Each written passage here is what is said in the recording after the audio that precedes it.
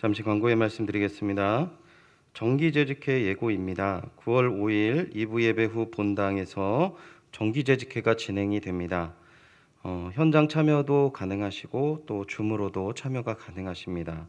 주요 내용은 2020년 결산, 2021년 예산, 2021년 중간 결산입니다. 많은 참여 부탁드립니다. 하반기 연희 제자 훈련은 모집 안내입니다. 2021년 하반기 강의 신청을 9월 1일 수요일 오늘까지 받습니다. 교회에서 전송된 문자를 링크하셔서 신청하실 수 있고요. 주보에 QR코드를 스캔하셔도 됩니다. 그리고 로비에 배치된 신청서를 작성하셔도 되고 담당 교육자를 직접 연락하셔도 다 가능하십니다. 문의는 전준표 목사님께 주시면 되겠습니다. 이상입니다. 성령에 맞춰 묵도하심으로 수요 예배를 하나님께 드리시겠습니다.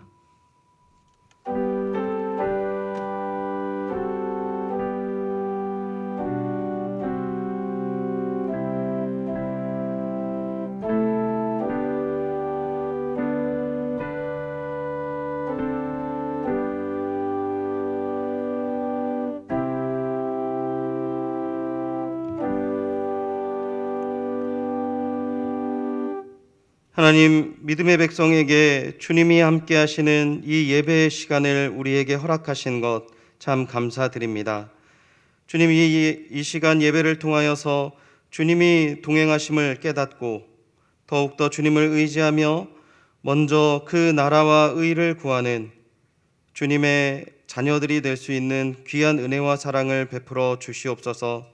또한 오늘 주시는 말씀 가운데 힘을 얻어 힘있게 믿음의 길 걷게 하여 주시옵소서.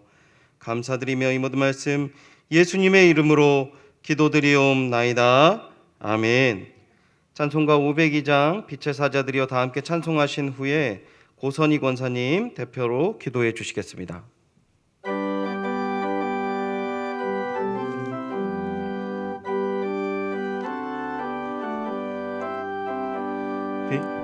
빛의 사자들이여 어서 가서 어둠을 물리치고 주의 진리 모르는 백성에게 복음의 빛 비춰라.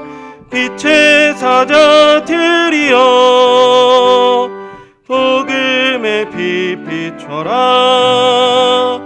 죄로 어둠 바 밝게 비춰라. 빛의 사자들이여 선한 사역 위하여 힘을 내라. 주 함께 하시겠네. 주의 크신 사랑을 전파하며 복음의 빛 비춰라. 빛의 사자들이여 복음의 빛 비춰라. 죄로 어둠 바 밝게 비춰라. 빛의 사자들이여 주님 부탁하신 말 순종하여 이 진리 전파하라.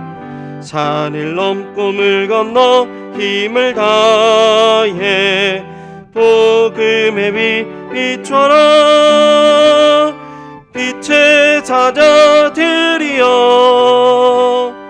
복음의 빛 비춰라. 죄로 어둠 바 밝게 비춰라. 빛의 사자들이여 동서남북 어디나 땅끝까지 주님만 의지하고 눈 어두워 못 보는 백성에게 복음의 빛 비춰라. 빛의 사자들이여 복음의 빛 비춰라. 죄로 어둠 바 밝게 비춰라. 빛의 사자들이여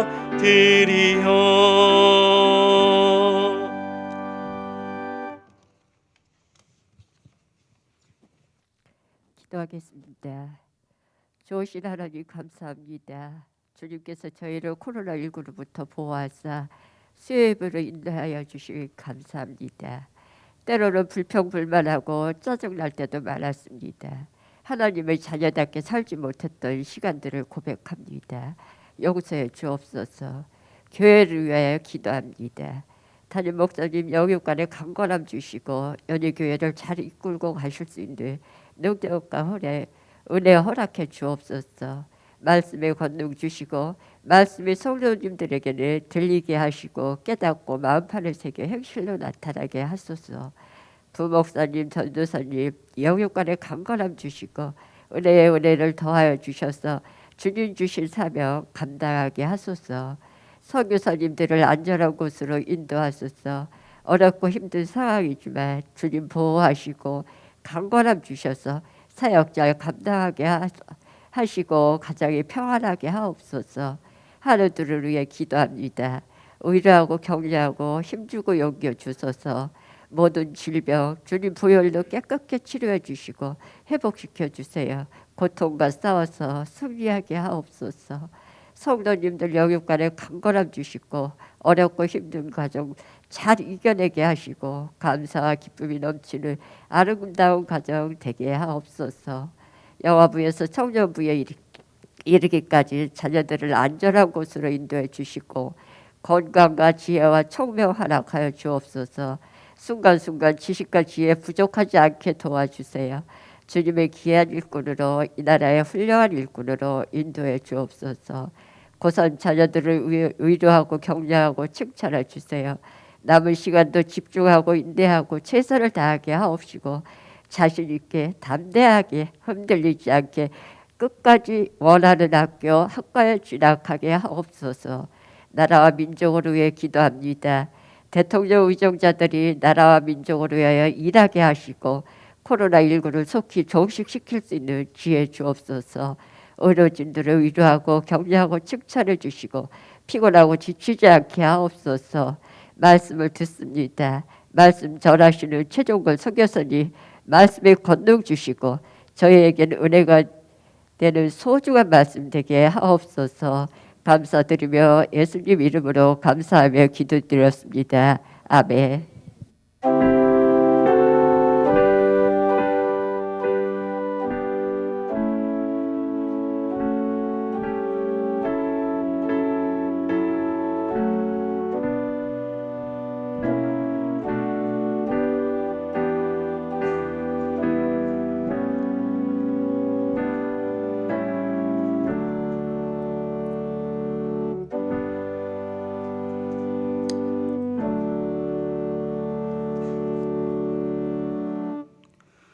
오늘 주시는 은혜의 말씀입니다. 겸허한 마음으로 하나님의 말씀을 받겠습니다.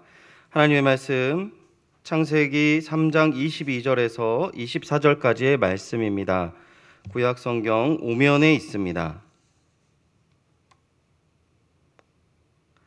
창세기 3장 22절에서 24절의 말씀 제가 봉독하도록 하겠습니다.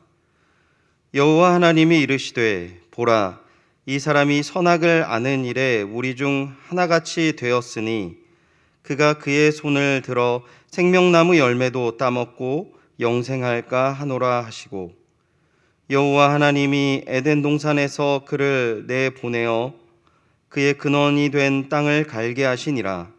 이같이 하나님이 그 사람을 쫓아내시고 에덴 동산 동쪽에 그룹들과 두루 도는 불칼을 두어 생명나무의 길을 지키게 하시니라. 아멘. 이 시간 최종걸 선교사님 나오셔서 추방된 아담이라는 제목으로 하나님의 말씀 전해주시겠습니다.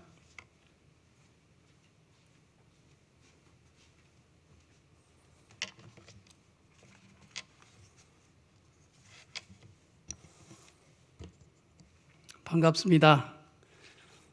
할렐루야. 살아계신 하나님께서 오늘 이 예배 함께 하시고 또 우리가 예배하는 것을 기뻐하시고 복 주시리라 믿습니다. 오늘 말씀 제목은 추방된 아담입니다. 이 말씀을 통해서 우리 인간에 대해서 또 최근 많이 발생하고 있는 난민에 대해서 우리가 좀 이해하고자 합니다. 하나님이 손수 지으신 최초의 사람 아담은 하나님이 입김을 불어 넣으셔서 살아있는 생명이 되었습니다. 그리고 모든 인류의 조상이 되었고, 또 그가 하나님이 원하시는 것이 아니라 자신의 생각과 뱀과 여자의 말을 듣고 불순종하는 그런 범죄를 저질렀다는 것을 우리가 모두 성경을 통해서 잘 알고 있습니다. 아담의 삶을 잘 알 수는 없지만 그가 모든 생물의 이름을 또 지어주고 자기 그 부인의 이름, 여자, 아내의 이름을 지어줬다는 것도 우리는 말씀을 통해서 잘 압니다. 그런데 이 아담이 추방되었다는 사실을 아십니까? 여호와 하나님이 에덴 동산에서 그를 내보내어 그의 근원이 된 땅을 갈게 하시니라. 이 내보냈다는 말은 우리 성경에 평범한 용어로 쓰였지만 가끔 영어 성경은 추방했다, 귀양을 보냈다, 그렇게 기록이 되어 있습니다. 난민들은 대개 배척받고 추방된 사람들을 난민이라고 합니다. 1951년에 국제난민협약에 보면 정치적인 또 종교적인, 인종적인 그런 이유로 인해서 박해받고 폭력당하고 인권 침해를 당하는 그런 사람, 그런 위험이 있는 사람들, 그런 위험이 있다고 말하는 사람들을 보통 난민으로 얘기합니다. 집에서 쫓겨난 사람, 집에 못 가는 사람, 그 다음에 어려움에 처한 사람을 크게 난민이라고 할 수 있습니다. 이 한국어 난민은 조금 용어가 애매한데 이 복잡 용어입니다. 난민이라는 용어는 영어와 말레이어로는 도망자라는 그런 의미가 짙습니다. 도망 나왔다. 이 아담의 입장에서 볼 때 완벽한 동산, 하나님의 사랑이 있고 모든 것을 예비하신 그 동산에서 쫓겨난 것도 큰 충격이겠죠. 그런데 인간이 누군가에 의해서 배척받는다, 미움을 받는다, 이거는 견디기가 참 어려워요. 누가 날 미워한다 그러면 그 사람이 어떤 사람이든 간에 여간 불편한 게 아닙니다. 그래서 더구나 자기를 지으신 하나님으로부터 내어 쫓김을 당한다는 것은 매우 참혹한 일입니다. 첫 번째 사람 아담의 일인 것이죠. 그 그림이 너무 이렇게 성정적이랄까요? 이렇게 해서 제가 뭐 보여드리기는 어려운데 여러분 쉽게 찾아볼 수 있는 그림 중에 미켈란젤로 또 마사치오라는 그런 화가들이 그린 그림이 있는데 아담의 원죄와 추방 이런 내용이죠. 보면은 두 그림의 공통점이 하나 있는데 천사가 불칼을 들고 내어 쫓는 것. 심지어 한 그림에는 그 천사가 불칼로 아담의 목을 겨누는 그런 모습을 볼 수가 있어요. 그러면 그 두 사람은 정말 눈물로 참 얼굴이 정말 슬픔으로 가득 찬 채로 울면서 에덴을 등지는 걸 볼 수 있습니다. 이 사랑이 많으신 하나님이신데 그의 은혜 안에 있지 못하고 삭막한 환경에 살게 되었다는 것이죠. 제가 아담의 얘기를 하는 것은 우리 이 추방이라든지 배척이라든지 이런 고통이 누구 특별한 사람의 일이 아니라는 것을 말하고 싶습니다. 추방의 경험이 있는 저는 그걸로 인해서 감정이 복잡했습니다. 가끔 몽골이 꿈에 나타나기도 하고 오래된 한국의 고향이 떠오르기도 하고 때로는 한국마저 낯설기도 하고 그 처음 몇 해 동안 말레이시아에 살면서 몽골에 대한 그런 막 감정이 폭발하기도 하고 오히려 또 그들이 불쌍하기도 하고 그런 시간을 보냈던 것을 기억합니다. 이 아담의 삶을 추측해 보면 그는 930년 정도 살았대요. 어떤 시인이 그렇게 썼더라고요. 삶은 동그라미를 하나씩 그리는 거라고. 930년 동안 얼마나 많은 우여곡절이 있었겠습니까? 그 짧은 에덴 동산의 삶이 잊혀졌을까요? 어쩌면 더 그리웠을 수도 있습니다. 그리고 가인과 아벨의 갈등, 가인이 아벨을 죽였죠. 또 셋을 통한 위로, 이런 곡절 있는 삶을 살았습니다.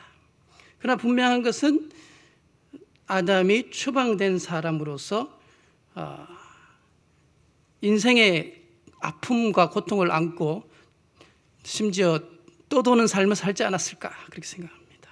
왜냐하면 그 아들들이 다 그 자손들이 추방되었습니다. 떠났습니다. 첫사람 아담뿐만 아니라 그 후손들도 추방된 사람들이 많았습니다. 가인은 하나님이 이렇게 말씀하시죠. 내가 밭을 갈아도 땅이 다시는 그 효력을 주지 아니할 것이요 너는 그 땅에서 피하며 유리하는 자가 되리라. 유리한다, 떠돈다는 거죠. 정착민이 아닌 것이죠. 이삭도 한때 잘 살았을 것 같지만 아비멜렉이라는 한 지방의 왕이겠죠.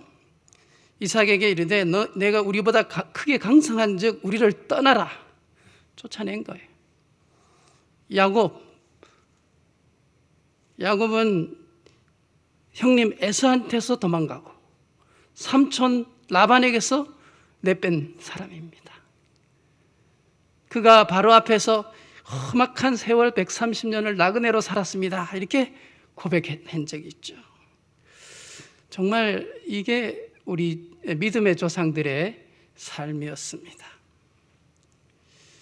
히브리서에 이런 말씀이 있어요. 이 사람들은 다 믿음을 따라 죽었으며 약속을 받지 못하였을 때, 약속을 받지 못하였을 때는 오해하기 쉬워요. 약속한 것들을 받지 못해. 약속은 받았죠.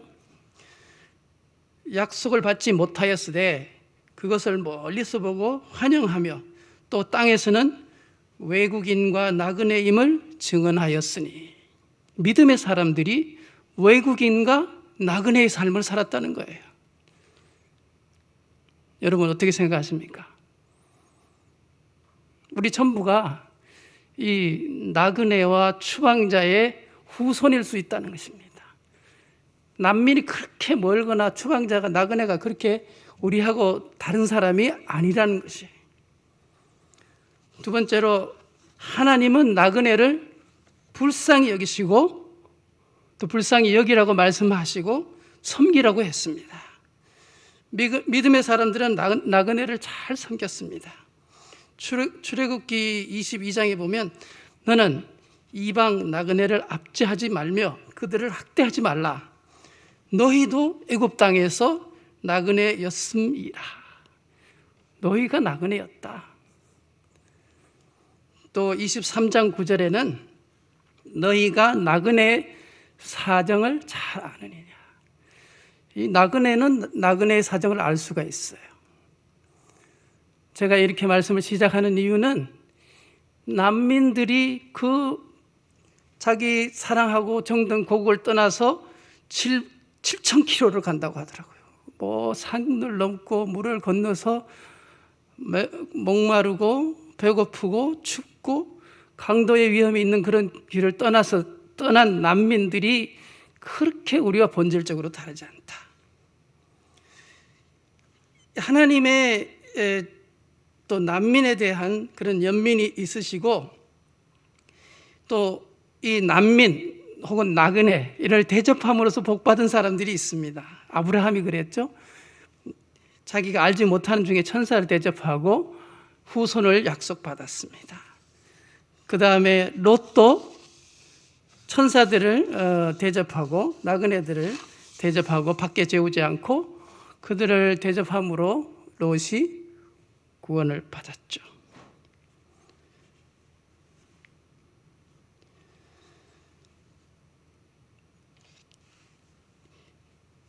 믿음의 사람들, 또 하나님의 사람들은 하늘의 백성인 것과 하나님의 인도하심을 따라 사는 것을 그 일생으로 보여주고 있습니다. 상대적으로 이방 민족은 성경에서 이렇게 지칭합니다. 아브라함이 일어나 그 땅 주민 헷 족속을 향하여 몸을 굽히고, 그 땅의 사람들은 헷 족속, 이방 사람들을 땅의 사람이라고 그러는 거예요. 그런데 아브라함이 놀랍게도 그 이방 사람들이라고 함부로 대하지 않았어요. 오히려 그들에게 존중을 표하고 그들에게 정당한 대가를 치르고, 그렇게 하니까 이제 이방 사람들이 아브라함을 존중해서 당신은 우리 땅의 왕자와 같은 하나님의 사람이니까 우리가 그저 주겠다, 뭐 이런 호의를 베푸기도 하고 받기도 했죠. 그러나 어쨌거나 아브라함은 그 땅의 주민은 아니었어요. 또 하나님이 이스라엘 백성이 가나안으로 갈 때 이렇게 말씀하시죠. 너는 스스로 삼가 내가 들어가는 땅의 주민과 언약을 세우지 말라. 그것이 너희에게 올무가 될까 하노라. 여러 번 반복하세요. 땅 사람들하고 이렇게 약속을 하거나 거기 얽매이지 않도록 노력해라. 그리고 또 그 풍습에 빠지지 않도록 해라. 그렇게 말씀하고 있습니다. 두 가지 사실이 있는 것이죠. 하나님의 사람으로 나그네의 삶을 살지만은 그들에게 또 이방에 휩쓸리지 않는 그런 정체성을 강조하고 계시는 것입니다. 빌립보서 3장 20절에는 그러나 우리의 시민권은 하늘에 있는지라 거기로부터 구원하는 자 곧 주 예수 그리스도를 기다리노니, 우리의 정체성을 분명히 합니다. 난민들이 가장 어려운 게 뭘까요, 여러분? 저도 이제 한국에 입국하면서 좀 경험한 건데, 난민들이 다 경우가 달라요. 어떤 사람은 뭐 음식이 부족하고, 어떤 사람은 의료가 필요하고, 아이들 교육이 필요하고 이런 거 있는데, 궁극적으로 한 가지 아주 이제 중요한 문제가 제가 볼 때 신분이 확실하지 않다는 거예요. 아이디가 없다는 거예요. 자기 아이덴티티가 정확하지 않아요. 유엔도 아주 골머리를 앓고 있는 문제가 이 사람이 진짜 난민인가 아닌가가 어떤 때는 힘든 거예요, 파악하기가. 사람들이 난민이 아닌 사람이 또 난민으로 속이기도 하고, 그 구제를 받기 위해서, 보호를 받기 위해서. 그러다 보니까 그런 어려움도 있고, 또 땅을 살아가는데, 이 땅에 살아가는데 한국에서 전화 없이 며칠 살면 난민이 어떤 삶을 사는지 여러분 경험할 수 있을 것 같아요. 은행 계좌를 개설할 수 없어요. 돈이 있어도. 그 다음에 어떤 뭐 병원에 가도, 사람을 만나도, 경찰을 만났을 때 신분증이 있다는 것은 굉장히 큰 안전장치입니다. 난민들이 고통스러워하는 게 여러 가지가 있겠지만, 보편적으로 제가 만난 난민들은 이 문제가 너무 어려웠어요. 그래서 한 번은 제가 이제 그 사람들을 위해서 은행 통장을 공유한 적이 있어요. 좀 위험해서 나중에는 해소했는데, 무슨 얘기인가 하면 자기들이 막노동을 해서 돈을 버는데 돈을 보관할 장소가 없는 거예요. 그러니까 이제 친구한테 맡겼는데 세월이 지나면 또 친구도 잊어버리고 안 돌려주고 줬다 그러고, 이게 엉망이 되는 거예요. 돈을 꼬깃꼬깃 모아서 숨겨놓기도 하고, 뭐 굉장히 힘든 거죠. 그거는 하나의 단편적인 예고, 난민들이 신분이 굉장히 자기가 어떤 사람인가, 어디 소속인가, 이름이 무엇인가까지도, 그 다음에 기록이 있는가, 이것도 굉장히 중요한 문제예요. 그래서 저는 난민 공부도 하고 사역을 계속하면서 이런 문제를 내 힘으로는 안 되지만은 나중에 어떤 유엔이나 기관을 도움을 해서 이런 신분을 정확히 제시할 수 있어요. 요즘에 인터넷 사회이고 또 그 여러 가지 뭐 방법이 있지 않겠습니까? 예를 들면 앱을 개발한다든지 또 신분을 정확히 한다는 것은 반대로 위험할 수가 있는 거예요. 신분이 노출되고 추적되고 하니까. 죄송합니다. 어쨌든 간에 여러 가지 그 어려움 중에 아이덴티티가 굉장히 궁극적으로 어려운 문제 중에 하나일 수 있습니다. 첫 번째 말씀은 제가 우리가 난민하고 그렇게 난민이 아주 먼 나라 얘기가 아니다 이런 얘기를 했고요. 두 번째 얘기는 이 난민을 비롯한 그런 나그네를 하나님이 기억하시고 그들을 위한 사랑을 베푸신다라는 것을 기억하자는 것입니다. 세 번째는 난민이 세계에 도처에 넘치게 되었습니다. 제가 어떤 이단 사상이나 우상 숭배나 이슬람을 당연하게 받아들이라 이런 말씀을 하는 건 전혀 아닙니다. 그걸 용납할 수는 없습니다. 그러나 지금 주님의 사랑을 필요로 하는 사람들이 세계에 넘쳐나고 있다. 그런데 어떻게 된 이유인지는 잘 모르지만 그 난민들 중에 많은 사람들이 무슬림입니다. 제가 정확한 통계는 잘 모르겠습니다. 그러나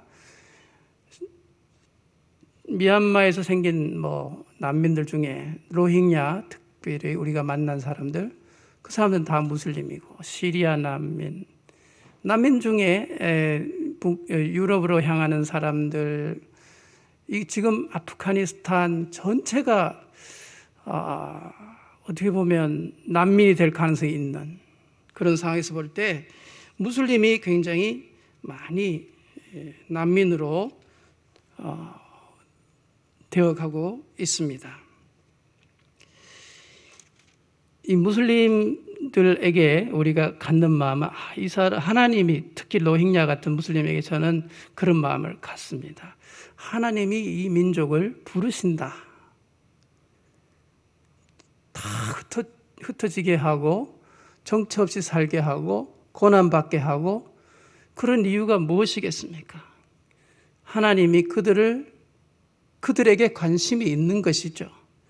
하나님이 사람에게 고통을 줄 때 그것이 여러분은 정말 동그라미를 60개, 70개씩 그려가고 있는데 어떻게 생각하십니까?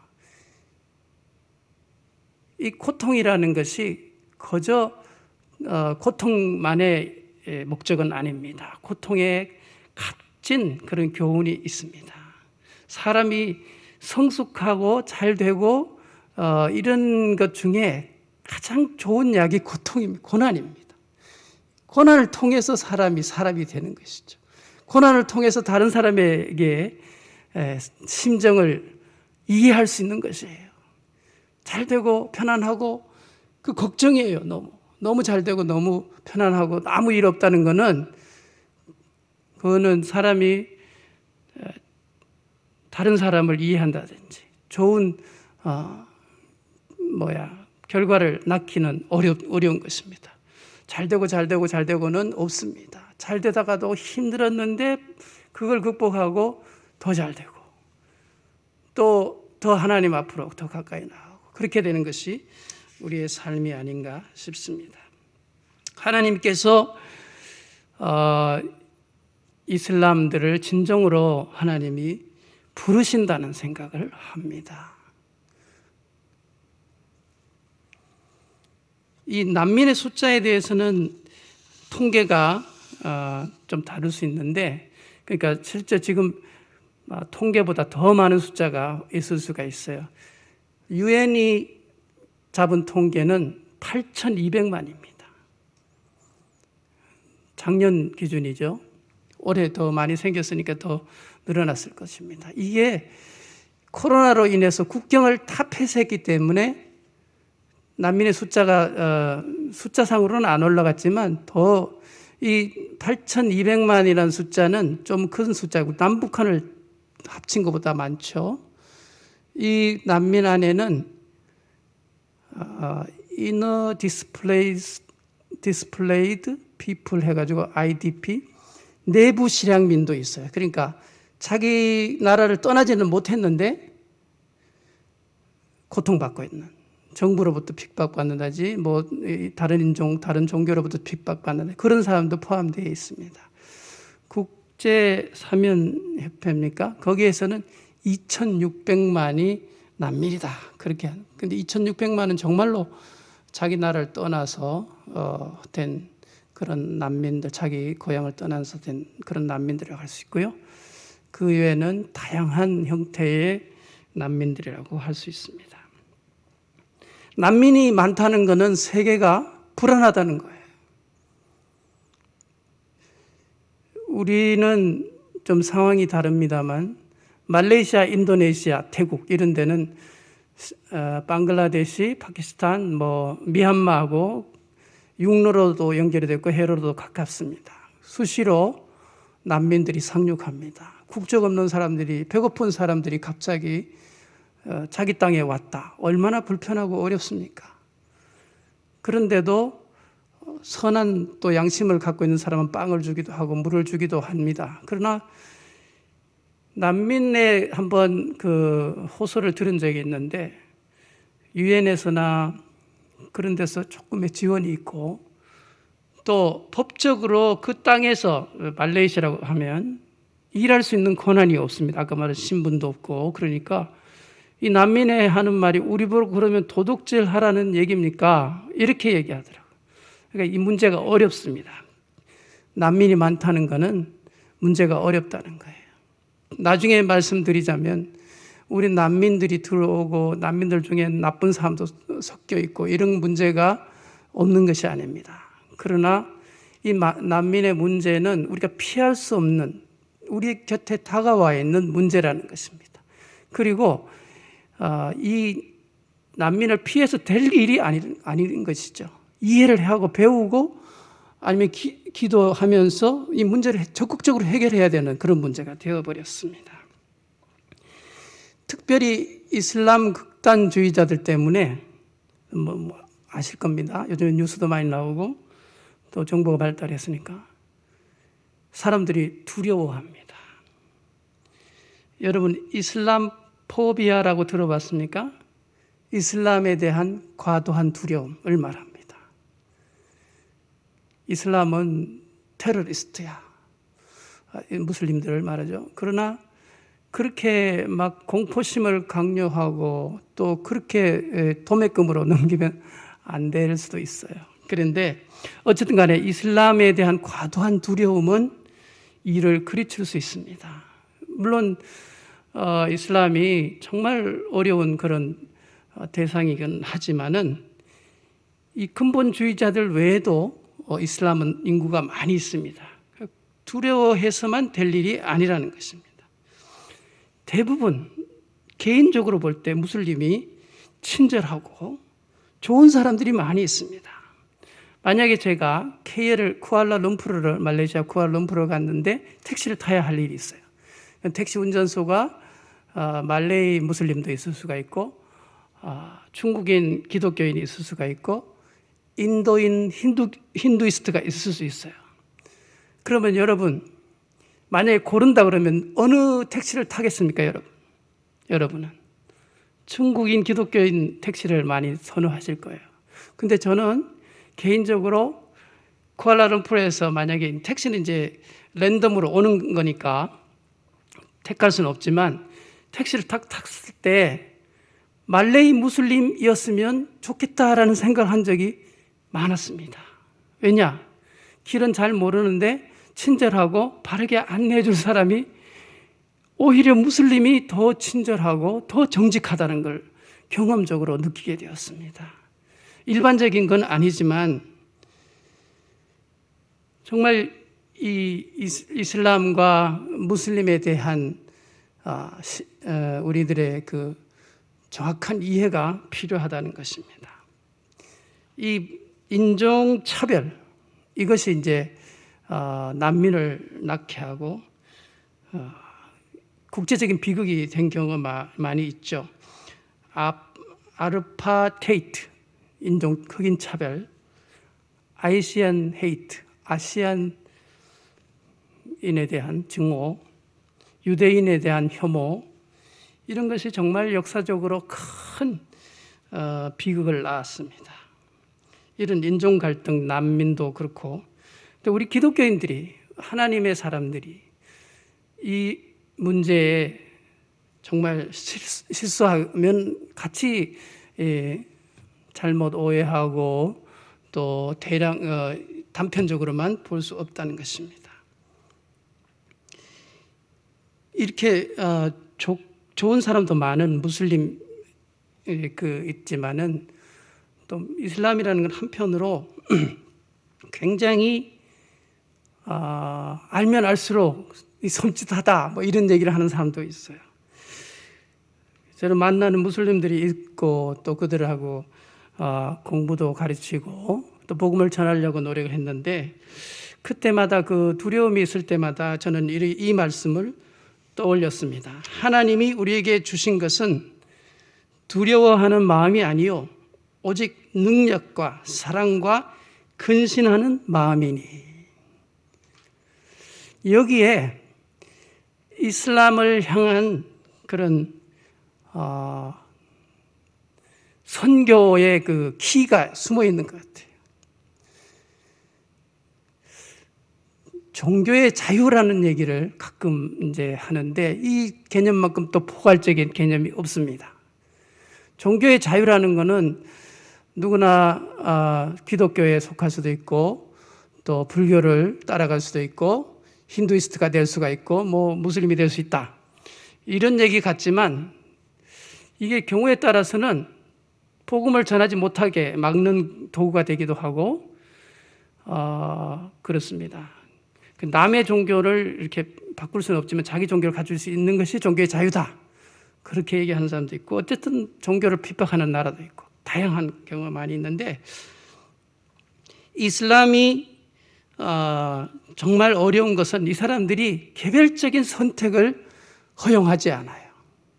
예를 들어서 우리는 장로님 아들 중에도, 죄송합니다, 어떤 사람은 말썽꾸러기 아들이 있는 거예요. 교회 안 나가고 예수님 안 믿겠다 그러고 성경 안 읽고 자기는 뭐가 다른 게 좋다고 할 수도 있는 것이잖아요. 그래도 그 자식인데 어떡합니까?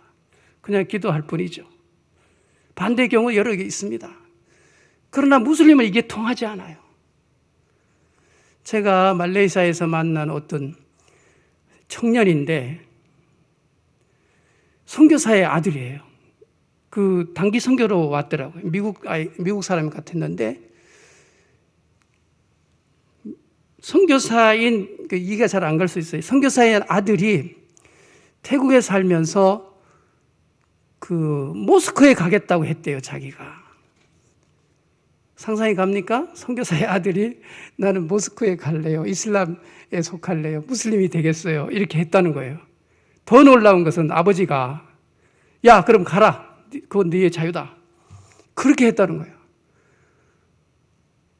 그래도 하나님 은혜로 이 친구가 모스크도 다니고 꾸란도 읽고 이슬람의 종교 그 행위를 따라하고 하다가 다시 기독교로 돌아왔어요.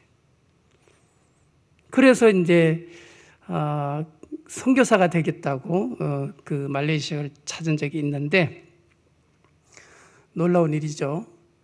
그런데 기독교는 이런데 무슬림들은 그게 안 돼요. 아예 그냥 아버지가 무슬림이면 자식도 무슬림이고, 태어날 때부터 무슬림이고, 죽을 때도 무슬림이고, 무슬림하고 결혼해야 되고, 무슬림을 낳아야 되고, 이게 지금 이슬람이 커지고 있죠. 급속도로 커지고 있고 세계에서 가장 빨리 자라고 조만간 인류가 될 것이라고 다들 그렇게 생각합니다. 왜냐? 이슬람은 자식을 많이 낳아요. 우리 그 센터가 있던 이웃집에 아주머니가 호리호리하고 50도 안 되는데 자녀가 10명이.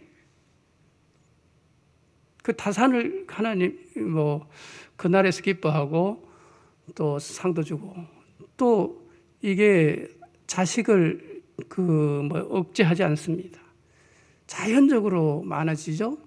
또 결혼을 할 때 무슬림 여인하고만 결혼하는 것이 아니고 여자는 무슬림하고 결혼해야 된대요. 남자는 기독교인하고도 결혼할 수 있어요. 여러분, 무슬림이 기독교인하고 결혼하면 부인이 무슬림이 될까요? 크리스찬이 될까요? 이건 원웨이. 가면은 나오지는 못하고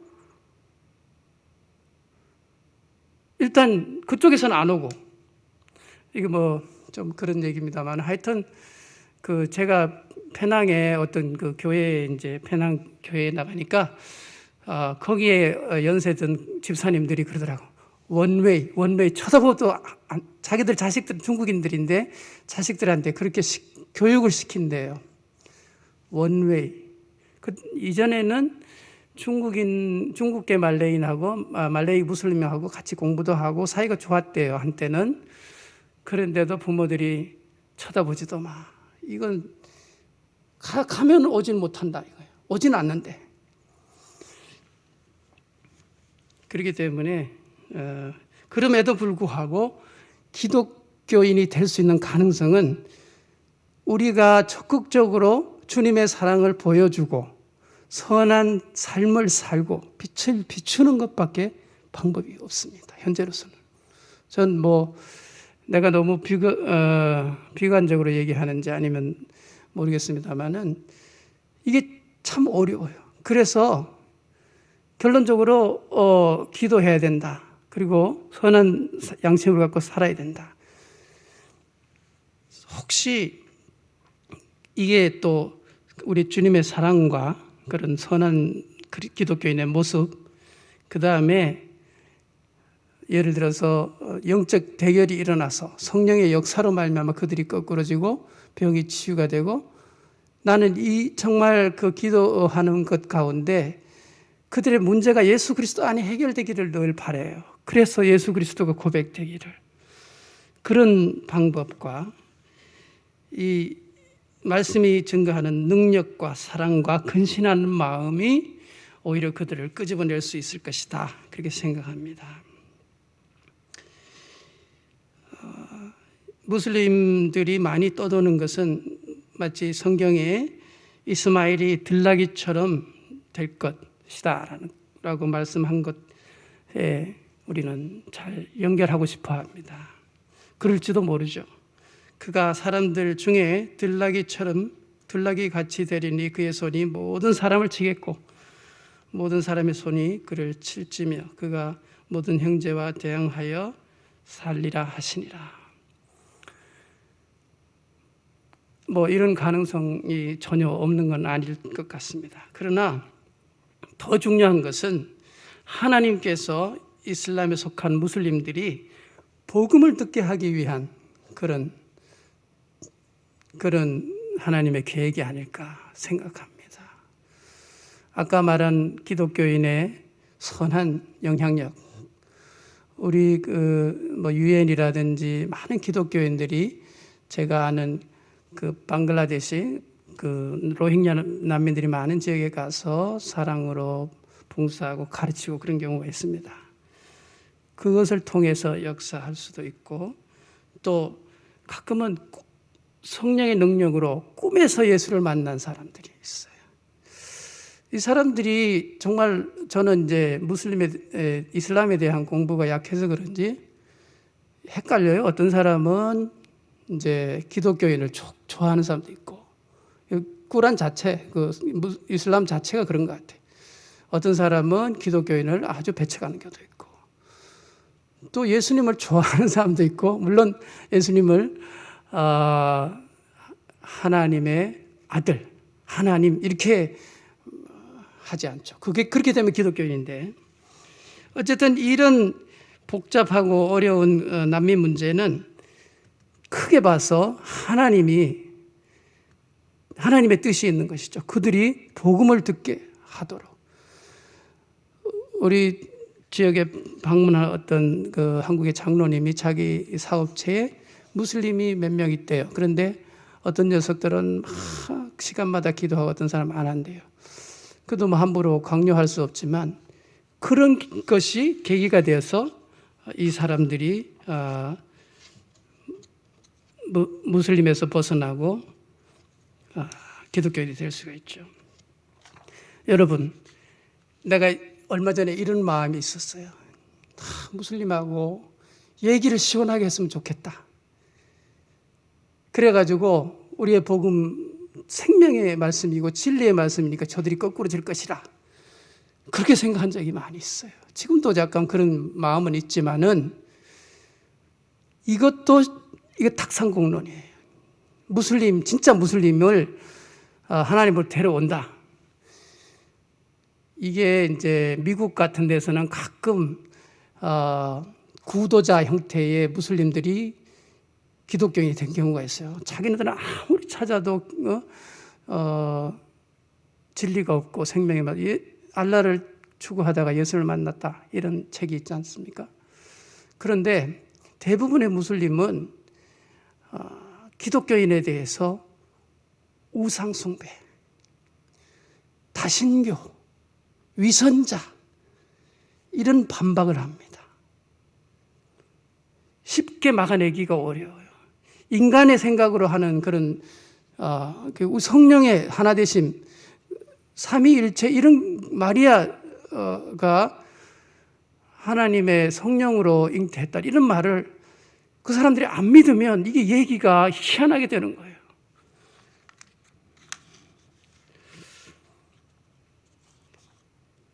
난민의 상황에서 우리 먼저 난민에 대한 이해를 새롭게 하고 또 이것을 오히려 기도하며 기회로 삼아야 될 줄 믿습니다. 극단적인 이슬람 두려움 있잖아요.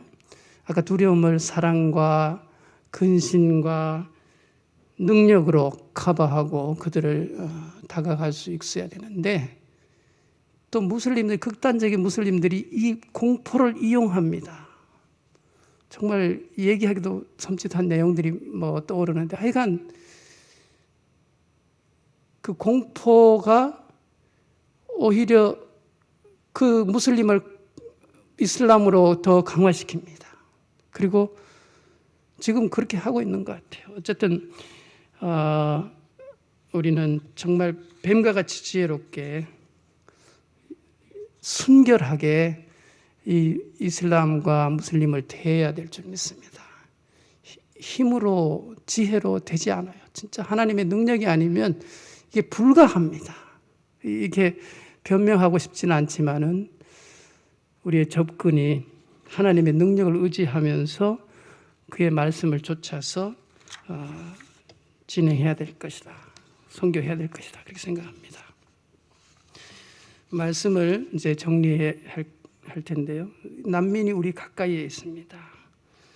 사실 우리 대한민국의 선조들 얼마 전까지만 해도 난민이 많이 있었어요. 중국, 홍콩, 하와이, 미국, 일본, 저 카레이스키 다 제중, 제미 이런 교포들이 한때는 난민이었어요. 신분 없는 떠도는. 그래서 하나님이 이 시대에 한국을 붙드시고 계시는 줄 믿습니다.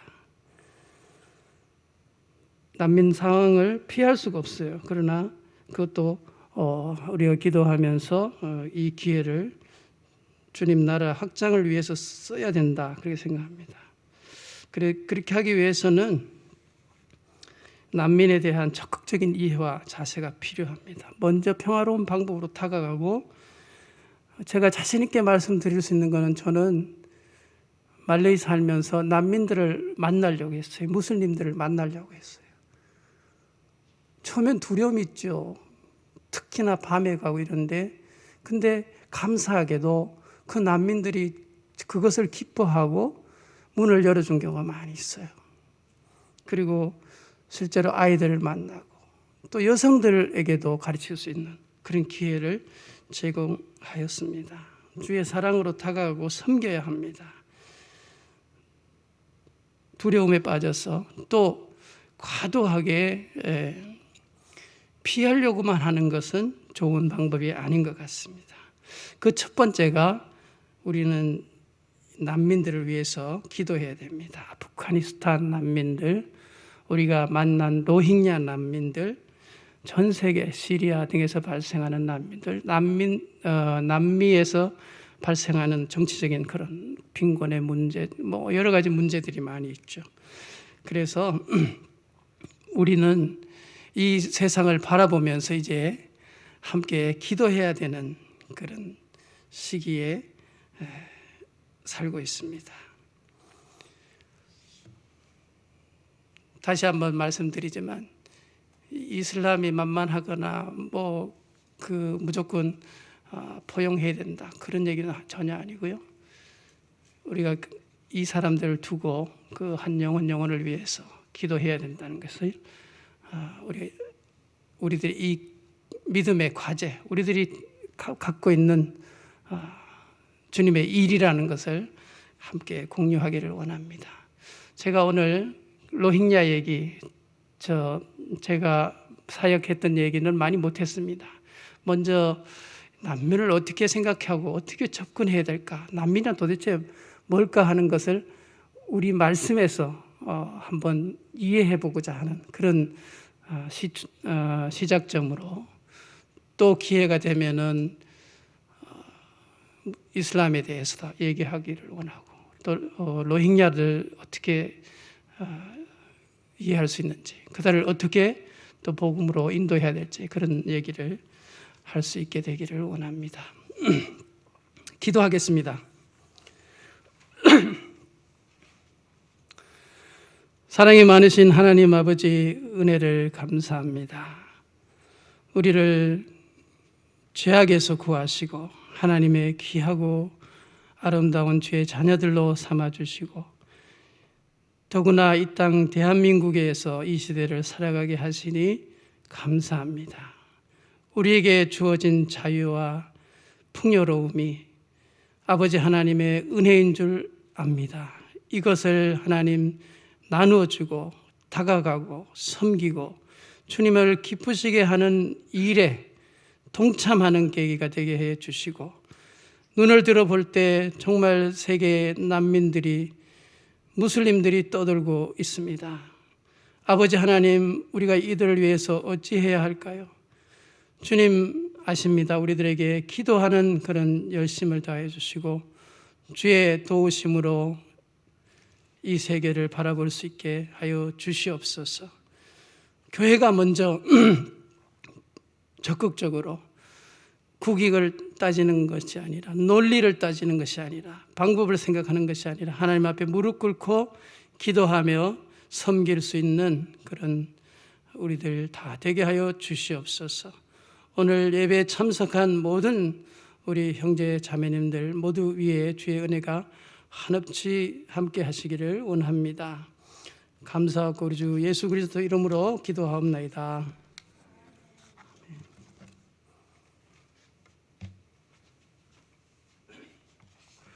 귀한 말씀 감사합니다. 이 시간 다 함께 찬송가 508장, 우리가 지금은 나그네 되어도 다 함께 찬송하신 후에 최정골 선교사님 나오셔서 축도하심으로 예배를 마치겠습니다.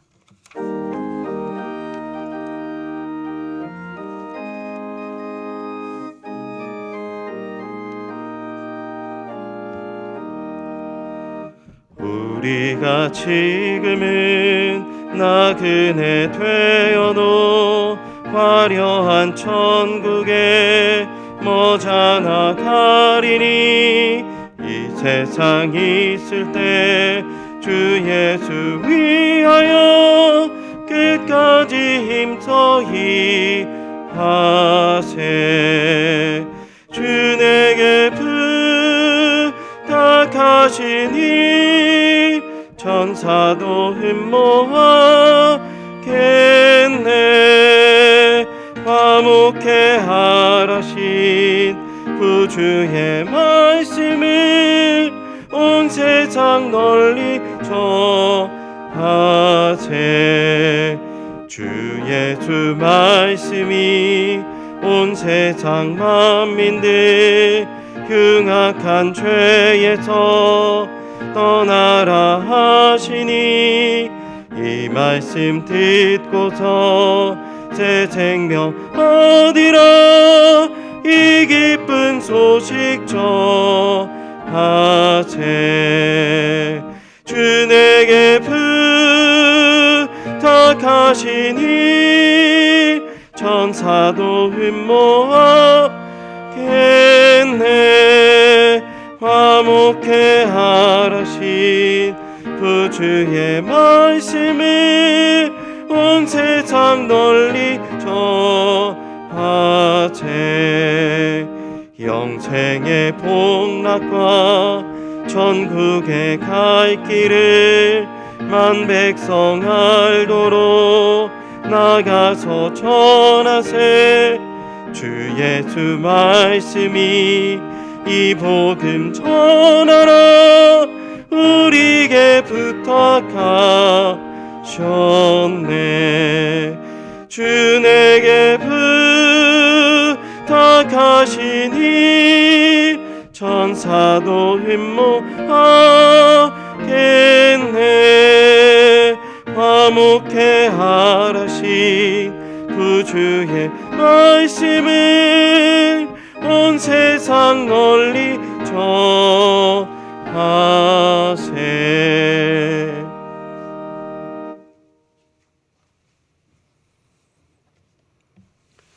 지금은 우리 주 예수 그리스도의 크신 은혜와 지극히 높으신 하나님의 큰 사랑과 성령의 함께하시고 도우시고 교통하시고 난민들을 불쌍히 여기시고 흩어진 그런 사람들에게 관심을 갖게 하신 성령의 교통하심과 도우심이 여기에 머리 숙인 또 함께하는 모든 예배자들 위에 그들의 가정과 삶 위에 또 선교사들 위에 멀리 있는 자녀들 위해 지금부터 영원토록 함께 있을지어다. 아멘.